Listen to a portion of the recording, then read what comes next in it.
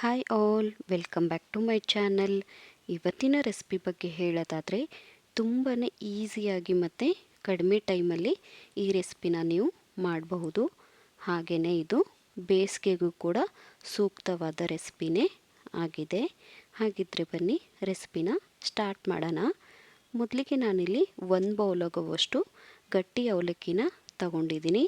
ನಂತರ ಇದಕ್ಕೆ ನೀರನ್ನು ಕೂಡ ಸೇರಿಸ್ಕೊಂಡು ಒಂದು 2-3 ಸಾರಿ ನೀಟಾಗಿ ತೊಳಿಬೇಕಾಗತ್ತೆ.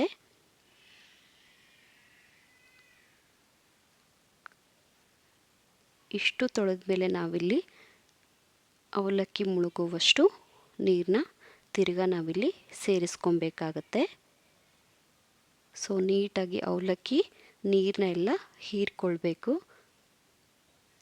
ಇಲ್ಲಿ ನಾವು ಒಂದು 5 ನಿಮಿಷ ಇದನ್ನು ನೆನೆಯೋಕ್ಕೆ ಹಾಗೆ ಬಿಡೋಣ. ನೀವಿಲ್ಲಿ ನೋಡ್ತಿರ್ಬೋದು, ಆಲ್ರೆಡಿ ನಮಗೆ 5 ನಿಮಿಷ ಆಗಿದೆ. ಹಾಗೆಯೇ ಅವಲಕ್ಕಿ ಕೂಡ ನೀಟಾಗಿ ನೆಂದಿದೆ. ಇದಕ್ಕೆ ನಾವಿಲ್ಲಿ ಸಣ್ಣದಾಗಿ ಕಟ್ ಮಾಡಿರುವಂಥ ಹಸಿಮೆಣಸಿನ್ಕಾಯಿನ ಸೇರಿಸ್ಕೊಳ್ಳೋಣ. ನಂತರ ನಾವಿಲ್ಲಿ ಕೊತ್ತಂಬರಿ ಸೊಪ್ಪನ್ನು ಕೂಡ ಸೇರಿಸ್ಕೊಳ್ಳೋಣ. ಹಾಗೆಯೇ ಸಣ್ಣದಾಗಿ ಕಟ್ ಮಾಡಿರುವಂತಹ 1 ಈರುಳ್ಳಿನ ಹಾಕ್ಕೊತಾ ಇದ್ದೀನಿ. ನಂತರ 1 ಬೌಲ್ ಆಗುವಷ್ಟು ಮೊಸರನ್ನ ಸೇರಿಸ್ಕೊತಾ ಇದ್ದೀನಿ. ಹಾಗೆಯೇ 1 ಬೌಲ್ ಆಗುವಷ್ಟು ಹಾಲನ್ನು ಕೂಡ ಸೇರಿಸ್ಕೊತಾ ಇದ್ದೀನಿ. ನಿಮಗೇನಾದರೂ ಮೊಸರು ಹುಳಿ ಇಲ್ಲ ಅಂದರೆ ನೀವು ಹಾಲನ್ನು ಕೂಡ ಸ್ಕಿಪ್ ಮಾಡ್ಕೊಬಹುದು. ನಂತರ ನಾನಿಲ್ಲಿ ರುಚಿಗೆ ತಕ್ಕಷ್ಟು ಉಪ್ಪನ್ನ ಸೇರಿಸ್ಕೊತಾ ಇದ್ದೀನಿ. ಇವಾಗ ನಾವಿಲ್ಲಿ ಒಗ್ಗರಣೆಗೆ ರೆಡಿ ಮಾಡ್ಕೊಳ್ಳೋಣ.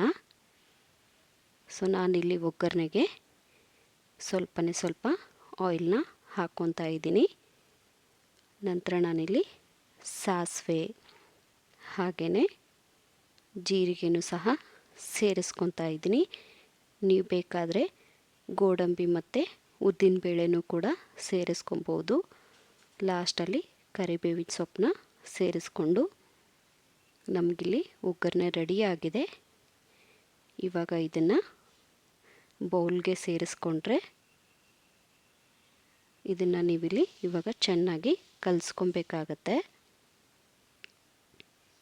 ಈ ಟೈಮಲ್ಲಿ ನೀವು ಬೇಕಾದರೆ ದಾಳಿಂಬೆ ಆಗಿರ್ಬೋದು, ಹಾಗೆಯೇ ದ್ರಾಕ್ಷಿ ಕೂಡ ಸೇರಿಸ್ಕೊಬೋದು. ನೋಡಿ, ಚೆನ್ನಾಗಿ ಕಲಸಿದ್ರೆ ಆಗತ್ತೆ. ಸ್ವಲ್ಪ ನೀರೇ ಇರಲಿ, ಜಾಸ್ತಿ ಗಟ್ಟಿ ಆಗೋದೇನು ಬೇಡ. ನಿಮಗಿನ್ನೂ ಮೊಸರು ಬೇಕು ಅಂದರೆ ನೀವು ಇಲ್ಲಿ ಸೇರಿಸ್ಕೊಬೋದು. ಸೊ ಆಲ್ಮೋಸ್ಟ್ ಇದು ರೆಡಿಯಾಗಿದೆ, ನೀವಿಲ್ಲಿ ನೋಡ್ತಿರ್ಬೋದು. ಸೊ ನೋಡಿದ್ರಲ್ಲ ಫ್ರೆಂಡ್ಸ್, ಎಷ್ಟು ಈಸಿಯಾಗಿ ನಾವು ಹಾಗೆಯೇ ಕಡಿಮೆ ಟೈಮಲ್ಲಿ ಈ ರೆಸಿಪಿನ ಮಾಡ್ಕೊಬಹುದು ಅಂತ. ಹಾಗಿದ್ರೆ ಯಾಕೆ ವೆಯ್ಟ್ ಮಾಡ್ತಿದ್ದೀರಾ? ಇವಾಗಲೇ ಹೋಗಿ ರೆಸಿಪಿನ ಟ್ರೈ ಮಾಡಿ ಹೇಗಿತ್ತು ಅಂತ ಕಮೆಂಟ್ ಮಾಡಿ. Thank you.